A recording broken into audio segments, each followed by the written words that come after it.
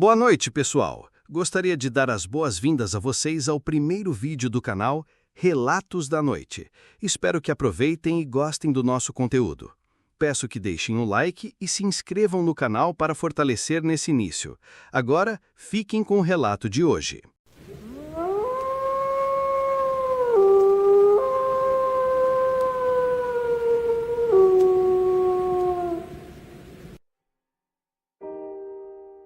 Eu sou o João Medeiros, tenho 62 anos, nascido e criado nessa terra, a meia hora da vila de São Bartolomeu.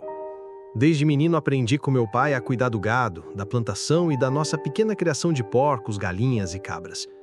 Sempre foi uma vida simples, mas digna, até aquela semana maldita de outubro. Nunca imaginei que fosse viver algo que nem nos piores pesadelos eu podia conceber. Tudo começou numa segunda-feira. Acordei com o dia ainda nascendo, como de costume, e fui checar o curral. Estranhei logo de cara.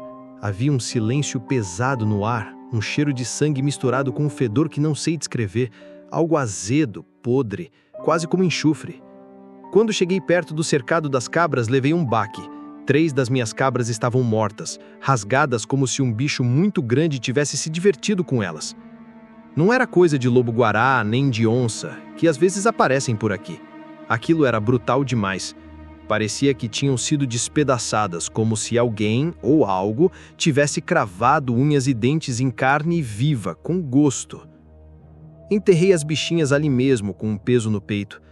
Pensei que podia ser algum cão selvagem, um bicho grande que fugiu de cativeiro. Coloquei armadilhas, aumentei a altura da cerca, deixei o rifle encostado na porta, mas não adiantou. Na noite seguinte vieram os gritos. Gritos de porcos, agonia pura. Corri com um lampião na mão e vi o vulto, enorme, meio de 4, meio em pé, com olhos vermelhos que brilharam por um segundo antes de desaparecer no mato. Não era imaginação minha, não podia ser. Parecia ter forma de homem, mas com a cabeça de lobo, ou melhor, algo entre os dois. As patas, mãos, tinham garras que rasgavam a terra.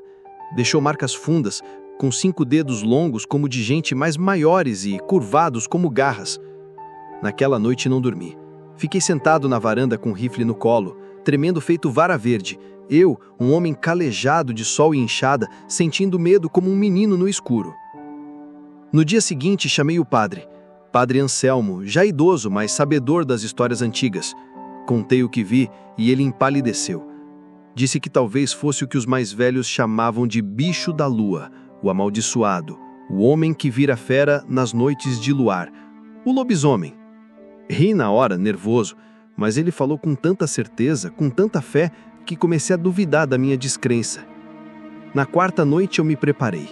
Amarrei os bois no curral principal, deixei carne fresca perto do mato e me escondi com um rifle carregado. A lua cheia estava alta, prateando tudo. O silêncio era tão forte que eu ouvia meu próprio coração. E então ele veio.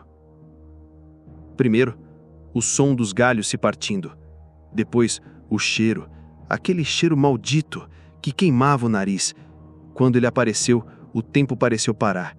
Era um bicho de quase 2 metros, com pelo escuro, denso. O focinho era alongado e os olhos... Meu Deus, aqueles olhos pareciam ter ódio do mundo. Caminhava como homem, mas se apoiava nas mãos, como se cada passo fosse um esforço contra a própria natureza. Quando ele se abaixou para farejar a carne, ergui o rifle. Mirei no coração, se aqui tinha um, e disparei. O bicho gritou, um grito humano e animal ao mesmo tempo. Rolou pelo chão, se contorceu, mas não caiu. Se virou para mim com ódio. Avançou. Disparei de novo, dessa vez na perna. Ele cambaleou. A 3ª bala pegou no ombro. Caiu de joelhos, urrando. E aí eu vi. Ele começou a se transformar. O pelo foi sumindo, a pele voltando ao normal. Os ossos se encolhendo e se rearranjando com estalos secos. Em poucos segundos ali, na minha frente, jazia um homem nu. Um homem que eu conhecia. Era Tonico, filho do seu Geraldo, que morava a 2 léguas dali. Tinha sumido há umas semanas. Diziam que ele tinha ido para a cidade, mas o pai nunca confirmou. Tava com marcas por todo o corpo, como se tivesse sido arranhado por dentro. E os olhos ainda estavam vermelhos. Piscavam sem ver, como se parte dele ainda fosse fera. Eu congelei. Não sabia se chorava, se gritava, se corria. Ajoelhei e rezei. E o pior, ele ainda respirava. Com dificuldade, mas respirava. Tonico tentou falar. Disse com a voz rouca, sufocada: "Me perdoa, eu tentei resistir." E morreu. Chamei o padre de novo. Contamos tudo à polícia, mas disseram que foi um ataque de animal, que eu agi em legítima defesa. Inventaram uma história qualquer para acobertar. O corpo foi enterrado com pressa, sem velório. A família nunca mais falou no assunto. Mas eu sei o que eu vi. E desde então, toda noite de lua cheia, eu fico acordado.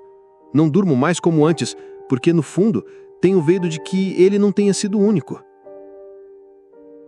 Tem histórias que a gente ouve no rádio e acha que é invenção, mas quando você vê a coisa de perto, sente o cheiro, escuta o urro, vê o olhar da fera, você entende que o mundo tem mais mistérios do que a gente pode aguentar.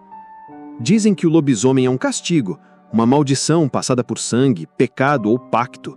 Não sei o que Tonico fez, nem porquê, mas sei que ele carregava algo que ninguém podia ver de dia, e à noite isso tomava conta dele. Eu abati um lobisomem, mas não me orgulho, não mesmo. Era um homem no fim das contas, perdido, preso numa pele que não era dele, e eu fui o carrasco. Mas se tiver outro por aí, que Deus me dê força de novo, porque meus bichos, minha casa e minha vida eu defendo com a alma. Mas o preço da bala que mata um lobisomem é a culpa que dura para sempre.